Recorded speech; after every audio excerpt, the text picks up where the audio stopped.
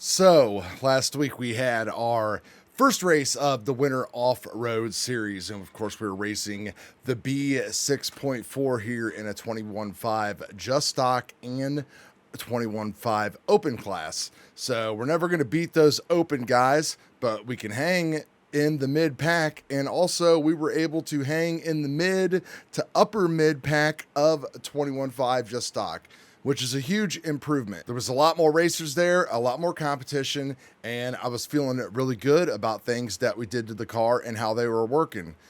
Few things that we did to the car, of course, is last week we ended up rebuilding all the shocks, going a little bit heavier on the oils, 40-35, to kind of give us a little bit more damping, a little bit slower reaction, but nothing too crazy. One thing I really love is this new battery mount that we put in, and I can't remember exactly who makes it, but finally something that fits the batteries and is easily changeable. I don't know why we just can't still have a single O-ring that goes across there. Maybe this is just better for buggies that are jumping around and everything else, but hey, that is fine. It works out perfectly, and it made it really easy to switch between the batteries in between classes, just because you only got a couple heats in between to get ready to go, so you got to be able to swap those things. Now, the more you race these buggies and the more laps you turn versus being upside down like I have been the past couple years, you're going to start to wear and tear on your buggy a lot more. Biggest issue I was having is the whole front end is kind of pulling apart here. I'm using, of course, the associated carbon filled parts, and I'm not sure if these, obviously they're lighter, but I'm not sure these are as durable as the regular plastics that you get. You really only get the opportunity to thread these things in and out so many times.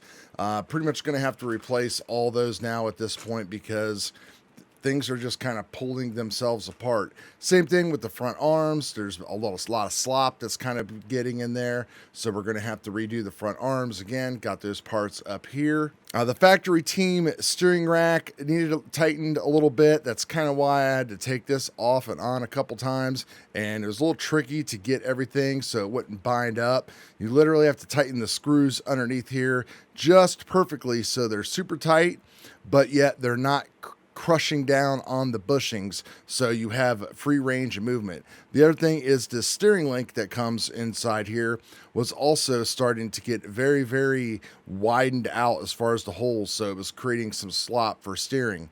Other than that, everything ran good. We broke a wing, and really it was all about consistency, lap after lap.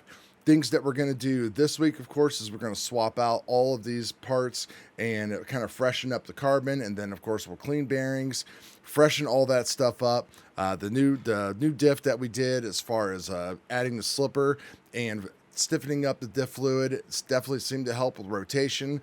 The boys at the track also gave me a couple other hints to do, as far as we removed the front roll bar on the car, which allowed it to turn and dig in a lot more, which is really important on a nice tight track that you see that we have here. It's all about carrying as much corner speed and getting in and out of that corner as fast as possible, and then being able to just kind of maintain speed around like the big sweeper and stuff that we have here.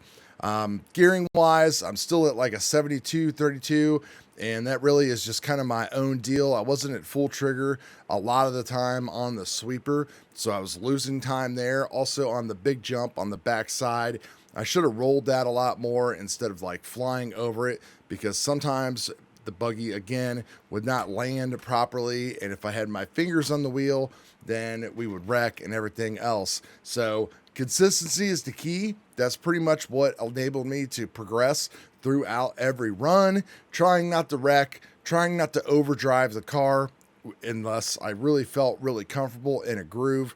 So we're slowly making improvements on our buggy here, and appreciate you guys sticking around and seeing everything. If you have any questions about any of these basic setups, hopefully I can help you out. So just let me know, and we'll talk to you guys later, and peace.